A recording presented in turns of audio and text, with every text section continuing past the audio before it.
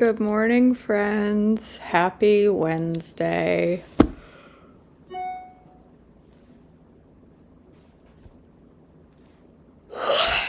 My apologies. I started work this morning at 3. My body has not caught up yet. I am so sleepy. We finished our go live at about half an hour ago. And I just laid down and took a 10-minute nap. It is here too, Sarah. I've had 3 cups of coffee. Might as well have had 0. So this is going to be an interesting reading today, with me dozing. I'm going to try to get through it. I am drowsy, but it's okay. It's all right. All right, September 14th, the temple's dedication, Ezra 6:14b through 18, 515 BC. The temple was finally finished, as had been commanded by the God of Israel and decreed by Cyrus, Darius, and Artaxerxes, the kings of Persia.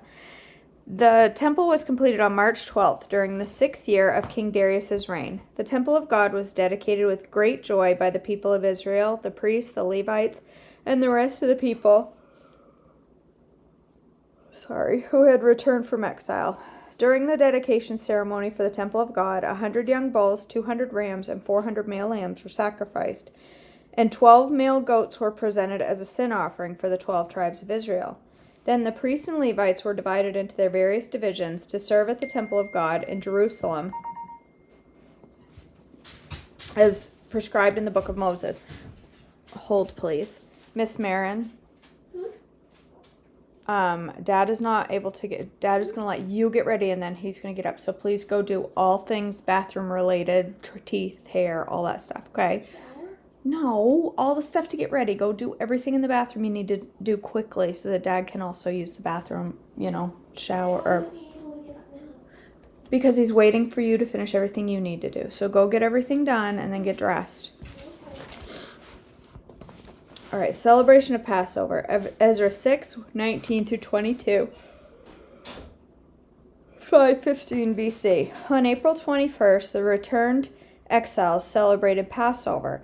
The priests and Levites had purified themselves and were ceremonially clean. So they slaughtered the Passover lamb for all the returned exiles, for their fellow priests, and for themselves.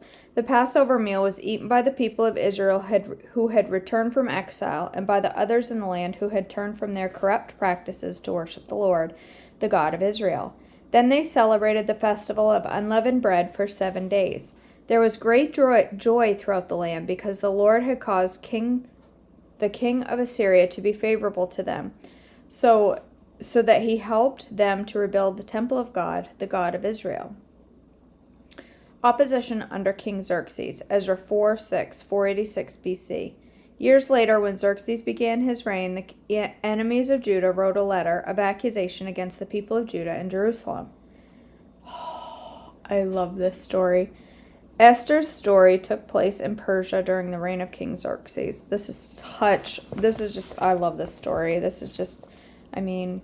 Just think about, as we read about Esther, what an amazing woman she was to do what she did. All right, the King's Banquet, Esther 1 through 9. These events happened in the days of King Xerxes, who reigned over 127 provinces stretching from India to Ethiopia. At that time, King Xerxes ruled his empire from his royal throne in the fortress of Susa. In the 3rd year of his reign, he gave a banquet for all his nobles and officials. He invited all the military officers of Persia and Media, as well as the princes and nobles of the provinces. The celebration lasted 180 days, a tremendous display of opulent wealth of his empire and the pomp and splendor of his majesty. When it was all over, the king gave a banquet for all the people, from the greatest to the least, who were in the fortress of Susa. It lasted for 7 days and was held in the courtyard of the palace garden. The courtyard was beautifully decorated with white cotton curtains and blue hangings, which were fastened with white linen cords and purple ribbons to silver rings embedded in marble pillars.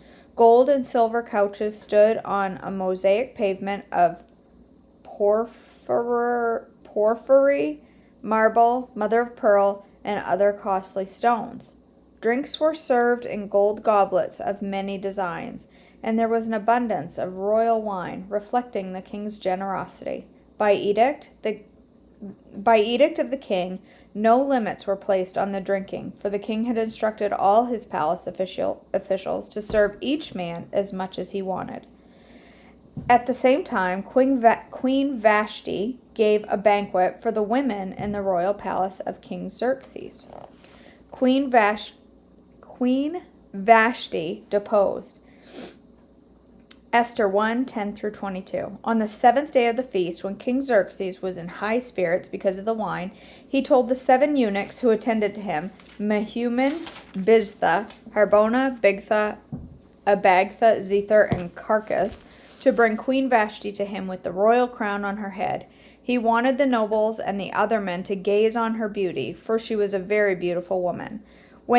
But when they conveyed the king's order to Queen Vashti, she refused to come. This made the king furious, and he burned with anger. And I often wonder, gaze on her beauty, is that what the real intent was there? Probably not. And that's probably why she refused to come, because she knew it also probably included other things that she weren't interested in. Okay. He immediately consulted with his wise advisors, who knew all the Persian laws and customs, for he always asked their advice. The names of these men were Karshina, Shethar, Admatha, Tarshish, Meres, Marsena, and Memucan, 7 nobles of Persia and Media. They met with the king regularly and held the highest positions in the empire. What must be done to Queen Vashti? The king demanded. What penalty does the law provide for a queen who refuses to obey the king's orders properly sent through his eunuchs? Memucan answered the king and his nobles, Queen Vashti has wronged not only the king, but also every noble and citizen throughout your empire. Women everywhere will begin to despise their husbands when they learn that Queen Vashti has refused to appear before the king. Before this day is out, the wives of all the king's nobles throughout Persia and Media will hear what the queen did and will start treating their husbands the same way. There will be no end to their contempt and anger. So if it please the king, we suggest that you issue a written decree, a law of the Persians and Medes that cannot be revoked. It should order that Queen Vashti be forever banished from the presence of King Xerxes, and that the king should choose another queen more worthy than she. When this decree is published throughout the king's vast empire, husbands everywhere, whatever their rank, will receive proper respect from their wives. The king and his nobles thought this made good sense, so he followed Memucan's counsel. He sent letters to all parts of the empire, to each province in its own script and language, proclaiming that every man should be the ruler of his home and should say whatever he pleases. Esther becomes queen. Esther 2:1-14, 479 BC. But after Xerxes' anger had subsided, he began thinking about Vashti and what he had done and the decree he had made. So his personal attendants suggested, let's search the empire to find beautiful young virgins for the king. Let the king appoint agents in each province to bring these beautiful young women into the royal harem at the fortress of Susa. Haggai, the queen's eunuch, in charge of the harem, will see that they are all given beauty treatments. After that, the young woman who most pleases the king will be made queen instead of Vashti. This advice was very appealing to the king, so he put his plan into effect. No doubt. At the time, there was a Jewish man in the fortress of Susa whose name was Mordecai, son of Jair. He was from the tribe of Benjamin and was descendants of Kish and Shammai. His family had been among those who, with King Jehoiachin of Judah, had been exiled from Jerusalem to Babylon by King Nebuchadnezzar. This man had a very beautiful and lovely cousin, Hadassah, who was also called Esther. When her father and mother died, Mordecai adopted her into his family and raised her as his own daughter. As a result of the king's decree, Esther, along with many other young women, was brought to the king's harem at the fortress of Susa and placed in Haggai's care. Haggai was very impressed with Esther and treated her kindly. He quickly ordered a special menu for her and provided her with beauty treatments. He also assigned her... Hey, Marin, move quickly, okay? Move quickly, please. He quickly ordered a special menu for her and provided her with beauty treatments. He also assigned her 7 maids, especially chosen from the king's palace, and he moved her and her maids into the best place in the harem. Esther had not told anyone of her nationality and family background because Mordecai had directed her not to do so. Every day Mordecai would take a walk near the courtyard of the harem to find out about Esther and what was happening to her. Before each young woman was taken to the king's bed, she was given a prescribed 12 months of beauty treatments, 6 months with oil and myrrh, followed by 6 months with a special perfume and ointment. When it was time for her to go to the king's palace, she was given her choice of whatever clothing or jewelry she wanted to take from the harem. That evening she was taken to the king's private rooms the next morning she was brought to the second harem, where the king's wives lived. There she would be under the care of Shashgaz, the king's eunuch in charge of the concubines. She would never go to the king again unless he had especially enjoyed her and requested her by name. What a process. Esther 2:15-20, 478 BC. Esther was the daughter of Abihail, who was Mordecai's uncle. Mordecai had adopted his younger cousin Esther. When it was Esther's turn to go to the king, she accepted the advice of Haggai, the eunuch in charge of the harem. She asked for nothing except what he suggested, and she was admired by everyone who saw her.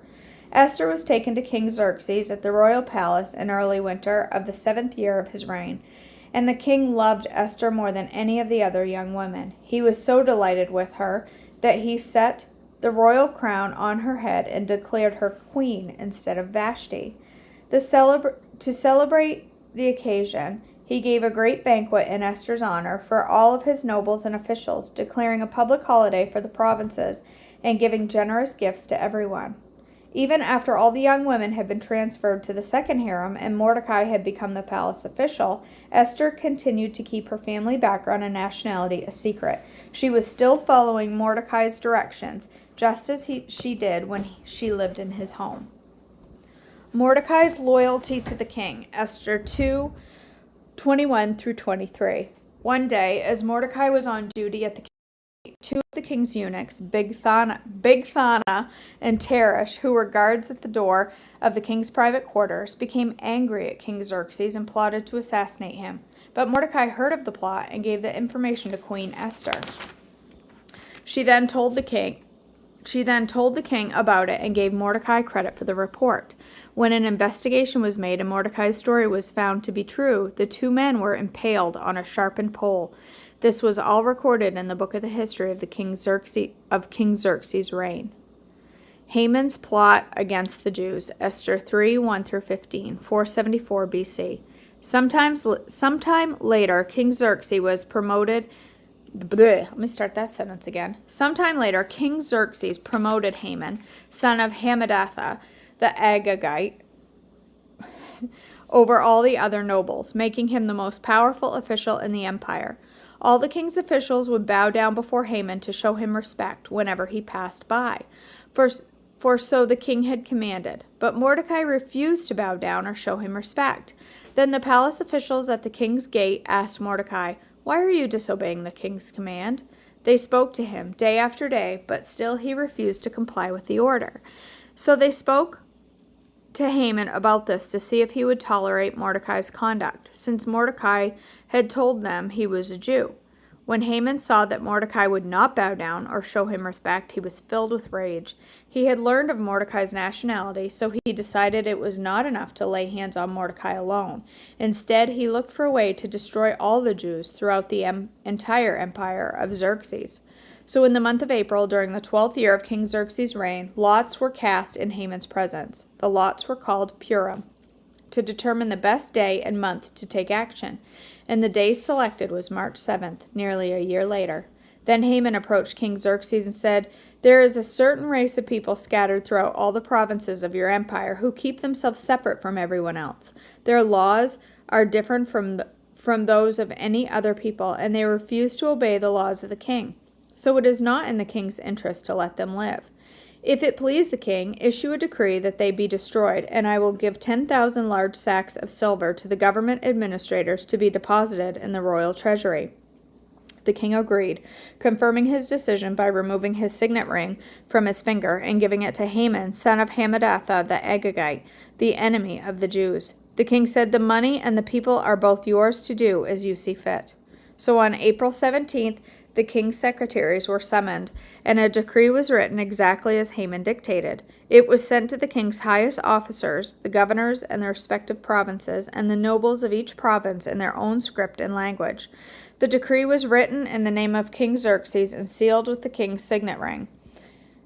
Dispatches were sent by swift messengers into all provinces of the empire, giving the order that all Jews, young and old, including women and children, must be killed, slaughtered, and annihilated on a single day. This was scheduled to happen on March 7th of the next year. The property of the Jews would be given to those who killed them. A copy of this decree was to be issued as law in every province and proclaimed to all the people so that they would be ready to do their duty on the appointed day. At the king's command, the decree went out by swift messengers, and it was also proclaimed in the fortress of Susa. Then the king and Haman sat down to drink, but the city of Susa fell into confusion. Mordecai requests Esther's help. Esther 4, 1-17, 474 BC. When Mordecai learned about all that had been done, he tore his clothes, put on burlap and ashes, and went out into the city, crying with a loud and bitter wail. He went as far as the gate of the palace, for no one was allowed to enter the palace gate while wearing clothes of mourning. And as news of the king's decree reached all the provinces, there was great mourning among the Jews. They fasted, wept, and wailed, and many people lay in burlap and ashes. When Queen Esther's maids and eunuchs came and told her about Mordecai, she was deeply distressed. She sent clothing to him to replace the burlap, but he refused it. Then Esther sent for Hathach, one of the king's eunuchs, who had been appointed as her attendant. She ordered him to go to Mordecai and find out what was troubling him and why he was in mourning. So Hathach went out to Mordecai in the square in front of the palace gate. Mordecai told him the whole story, including the exact amount of money Haman had promised to pay in the royal treasury for the destruction of the Jews. Mordecai gave Hathach a copy of the decrees issued in Susa that called for the death of all the Jews. He asked Hathach to show it to Esther and explain the situation to her. He also asked Hathach to direct her to go to the king, to beg for mercy, and to plead for her people. So Hathach returned to Esther with Mordecai's message. Then Esther told Hathach to go back and relay this message to Mordecai. All the king's officials and even the people in the provinces know that anyone who appears before the king in his inner court will be without being invited is doomed to die unless the king holds out his gold scepter. And the king has not called for me to come for him for 30 days. So Hathach gave Esther's message to Mordecai. Mordecai sent this reply to Esther: "Don't think for a moment that because you're in the palace you will escape when all the other Jews are killed. If you keep quiet at a time like this, deliverance and relief for the Jews will arise from some other place, but you and your relatives will die. Who knows if perhaps you were made queen for such a time as this?" Then Esther sent this reply to Mordecai: "Go and gather together all the Jews of Susa and fast for me. Do not eat or drink for 3 days, or night, or a day. My maids and I will do the same. And then, though it is against the law, I will go in to see the king. If I must die, I must die." So Mordecai went away and did everything as Esther had ordered him. I love that. I love that. Esther, if I'm going to die, I'm going to die. But I'm going to go in and speak on behalf of my people, come what may. I just think I hope that I would be an Esther. Okay. Ow. Ooh, I just got a kink in my back. We are on day 3 of Breaking Free from Body Shame. We are on page 6, about a third of the way down. Perhaps the most essential move we can make in breaking free from body shame is to agree that God cares and wants to walk with us as we learn to love these bodies He made with intention.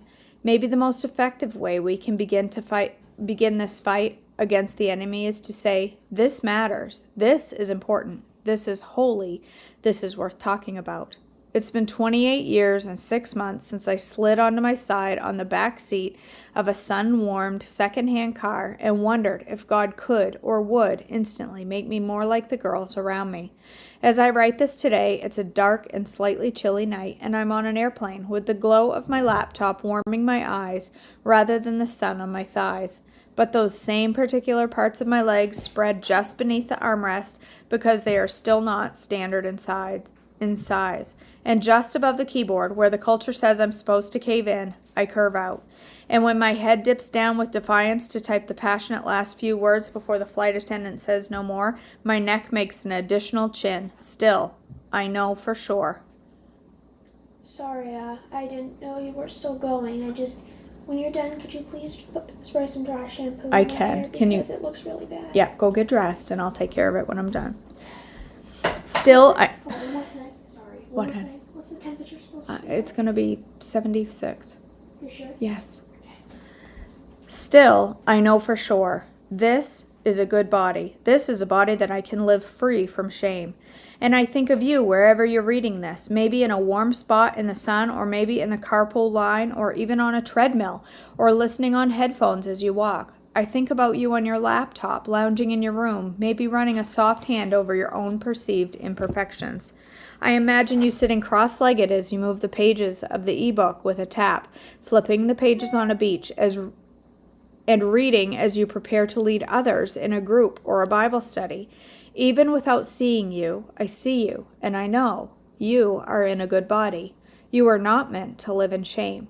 The truest thing about you is that you are made and loved by God, and the truest thing about God is that He cannot make bad things.